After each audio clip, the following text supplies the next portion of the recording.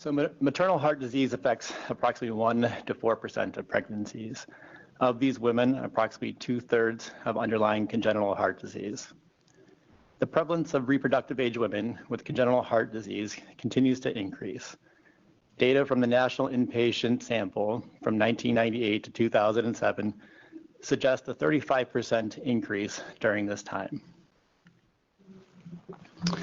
This bar graph represents data from the CARPREG-2 study that shows that the percentage of pregnancies with any cardiac complications in pregnant women with underlying heart disease has remained relatively stable during this time frame. The only complication that showed a significant decline was pulmonary edema.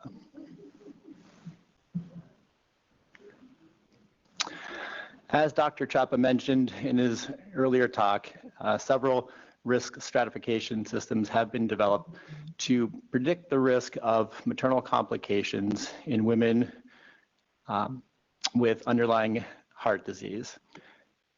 The most reliable predictor of maternal cardiovascular complications at this time is considered to be the Modified World Health Organization classification system. Again, we previously spoke, there are 5 classes within this system, and today I'll be focusing on the last category, class 4. Historically, the conditions included in this classification have been considered contraindicated to pregnancy. These conditions include pulmonary arterial hypertension, severe systemic ventricular dysfunction, previous peripartum cardiomyopathy with any residual impairment of left ventricular function, severe mitral stenosis, as well as severe symptomatic aortic stenosis, aortic dilation greater than 45 millimeters in Marfan syndrome, aortic dilation greater than 50 millimeters in bicuspid aortic valve, native severe coarctation, vascular Ehlers-Danlos, and Fontan circulation with any complication. This picture represents the key findings of the ROPAC study, the Registry of Pregnancy and Cardiac Disease. And on the bottom left, you can see that from 2007 to 2017, that the number of pregnancies in women with class 4 conditions has continued to increase. The numbers range from less than 1% in 2007 to more than 10% in 2017. Contrary to the results from the CARPREG-2 study, the ROPEC study did show a decrease in complications, including heart failure and morbidity and mortality. So moving on to counseling. Ideally, the preconception period is the optimal time to counsel these women with class 4 conditions. This would ideally take place in a multidisciplinary manner, such as a cardio-obstetrics clinic that includes maternal fetal medicine physicians, cardiology specialists. Other consultants to include would be anesthesia, both cardiac as well as obstetric, hematologists, and cardiothoracic surgeons. In addition, genetic counseling is important to educate women on the risks of recurrent congenital heart disease, as well as the risks of aneuploidy within this population. A crucial part of counseling these high-risk women include the physiologic changes that normally take place during pregnancy that can significantly impact their clinical course. We've talked about some of these in our earlier talks. There's an increased blood volume as well as cardiac output, decreased colloid oncotic pressure. One thing that wasn't mentioned was the arterial vasculature remodeling that takes place to accommodate the increases in blood volume. This can increase the size in the aortic root and contributes to the decrease in both pulmonary and systemic vascular resistance. There are additional changes that take place in the intrapartum period, and these include elevations in cardiac output, heart rate, and central venous pressure.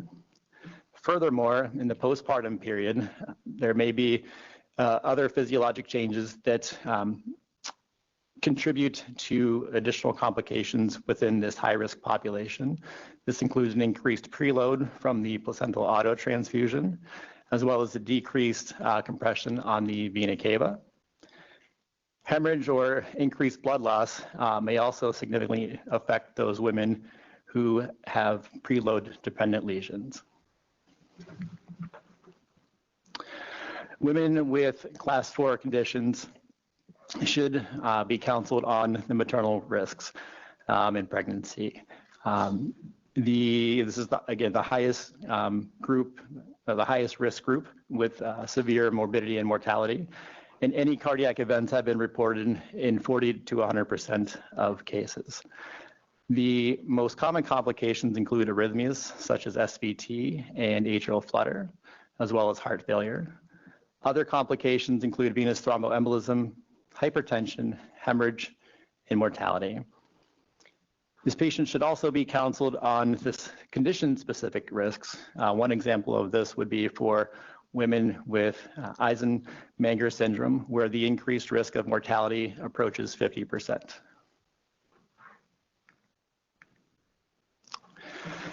Given the extreme risks of morbidity and mortality in this population, it is crucial to offer the option for termination of pregnancy.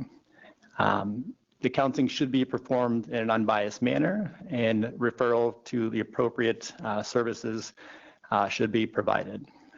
Pregnancy termination is safest in early gestation prior to the major cardiovascular and pulmonary changes of pregnancy. And surgical termination is preferred over medical termination. Fetal risks, as we've discussed, include a high risk for spontaneous abortion, and in some cases upwards of 50%, depending on the underlying maternal condition. There's an increased risk for fetal and neonatal death, fetal growth restriction, preterm delivery, both spontaneous as well as medically and obstetrically indicated. And there's also an increased risk of congenital heart defects in the neonate. It typically ranges from 3 to 5%, although this percent could be higher depending on the underlying maternal condition.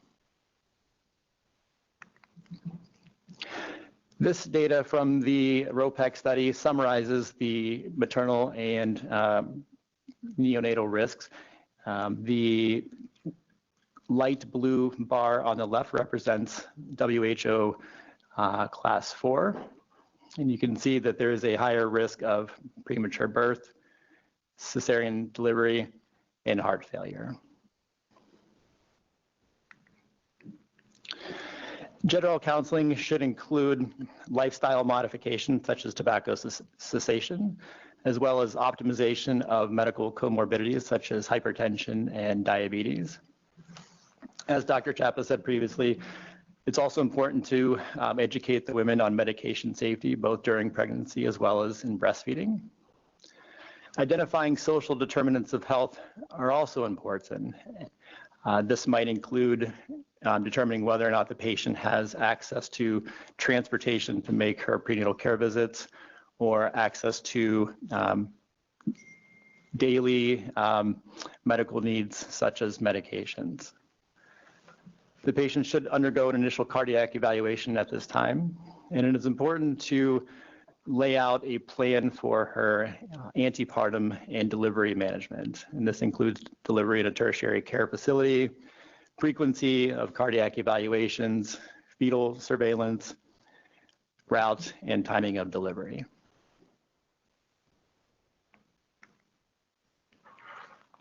And the last topic I'll be focusing on today is contraception.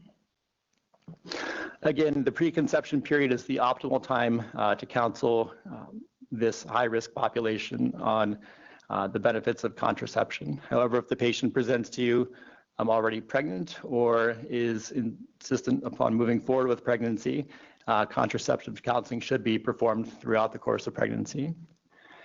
Considerations for the most effective form of contraception include potential side effects, patient compliance, and risks of future unplanned pregnancies. The U.S. medical eligibility criteria is one tool that allows both physicians and patients to select the most appropriate form of contraception given the patient's underlying medical conditions. The three most common forms of contraception include oral contraceptive pills, long-acting reversible contraception or LARC, and injectable contraception. This chart here shows the effectiveness of family planning methods, both contraception as well as sterilization. And if you look at the top left row here, you can see that the effectiveness of the progesterone implant and IUD is actually more effective than female sterilization.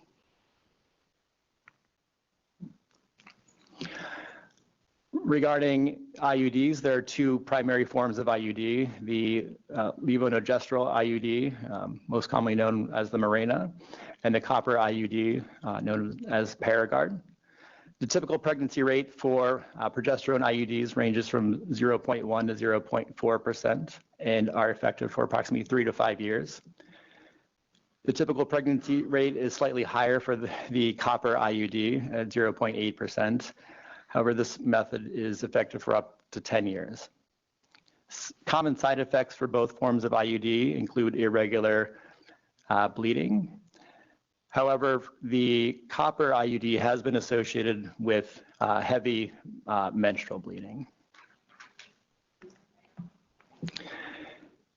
The etonogestrel implant, or Nexplanon, does have the lowest rate of pregnancy with typical use at 0.05 to 0.1%, and this is effective for 3 years. Similar to the IUDs, irregular bleeding is a common side effect.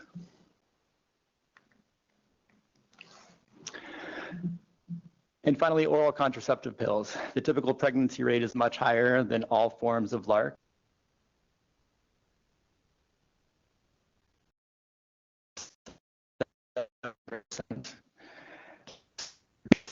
However, in poor conditions, there are several indications that may apply, including history of venous thromboembolism, cyanosis, and transaminitis. The progesterone-only pills do have a slightly higher failure rate compared to combined oral contraceptives, and this pill is generally preferred in women who are breastfeeding. The key takeaways from today's talk: pregnancy in women with WHO class 4 heart disease is generally considered contraindicated. Preconception counseling is vital in this high-risk population.